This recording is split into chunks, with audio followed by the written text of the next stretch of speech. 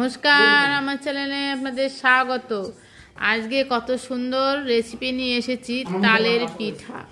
খুব সুন্দর গরম গরম তালের পিঠা পুর দিয়ে বানিয়েছি। প্রথমে তালের জলটাকে জাল দিয়ে নিলাম, তারপরে দিয়ে দিলাম চালের গুঁড়ি। ভালো করে জাল দিয়ে আঠা আঠা করে নিয়েছি, নিয়ে নামিয়ে নিয়েছি। ঠান্ডা হলে ভালো করে মেখে নেব। তারপরে কড়াইতে দিয়ে দিয়েছি ছানা নারকেল দিয়ে আর দুধ দিয়ে ভালো করে জ্বালিয়ে নিয়েছি। আঠা আঠা হয়ে গিয়েছে পুরটা বানিয়ে নিলাম। এবার তালের ডোটা একটু ভালো করে বেলে নিয়ে রুটির আকারে করে তার মধ্যে পুরটা দিয়ে এবার সুন্দর করে এপিট এপিট চেপে দিয়েছি। চেপে দিয়ে কয়েকটা বানিয়ে নিয়েছি।